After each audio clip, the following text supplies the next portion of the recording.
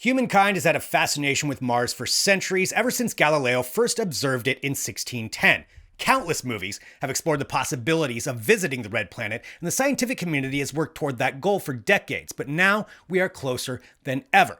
Spacex has said its #1 mission is to get to Mars, and they're refining the vehicle that's going to get us there. So let's take a look at the Starship, the RV for your Mars road trip.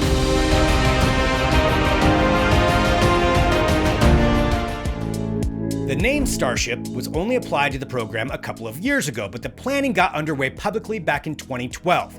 That's when Elon Musk spoke about going to Mars using a yet-to-be-built system called the Mars Colonial Transporter, or MCT. The system would utilize reusable launch vehicles, rockets, transportation pods, and more to bring humans and cargo back and forth to Mars to eventually develop a colony. It's right there in the name. For the next few years, SpaceX worked on building bigger iterations of the Falcon 9 rocket, with the stated goal of being a rocket that could carry a payload of 220,000 pounds of cargo and people. Major plans were set to be released in 2015, but there were delays as they reworked the designs. Now, the name itself has also seen a lot of changes.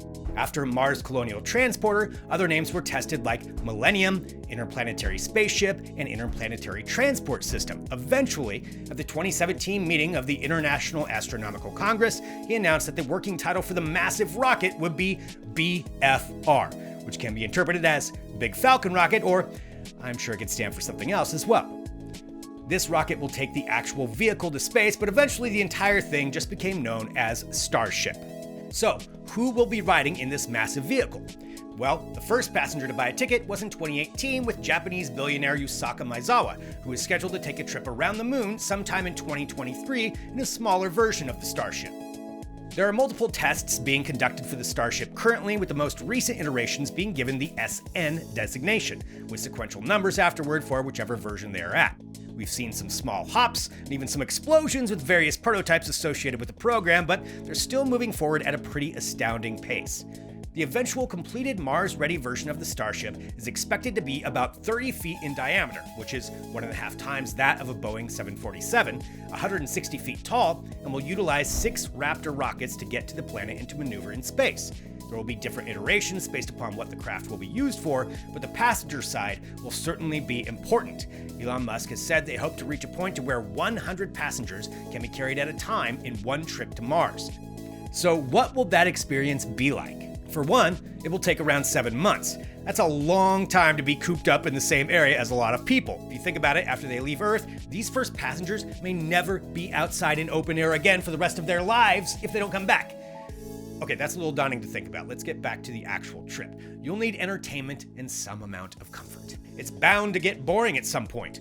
To counter that, Elon Musk stated that he plans to have a giant window as part of the configuration, which he says will be perfectly safe, using materials much like the face shields that current astronauts use. He also said that passengers may enjoy zero-gravity concertos in addition to the stunning views of deep space. While they're still in the design phase right now, there are plans in place up to the SN-15, and Musk has stated that they may be on pace to send the first batch of humans to Mars by 2026. Eventually, they would like to have 1 million people there by 2050, which is a pretty ambitious goal. With the projection of eventually building 100 starships per year, though, you can't necessarily count that out. So how would you feel about riding in a Starship with 99 other people for 7 months alone in space? That's a long time, but somebody out there is bound to be the first person to step foot on Mars. So, do you want to ride in a spaceship RV called the Starship? Let us know in the comments. Thanks for watching. Don't forget to hit like and subscribe.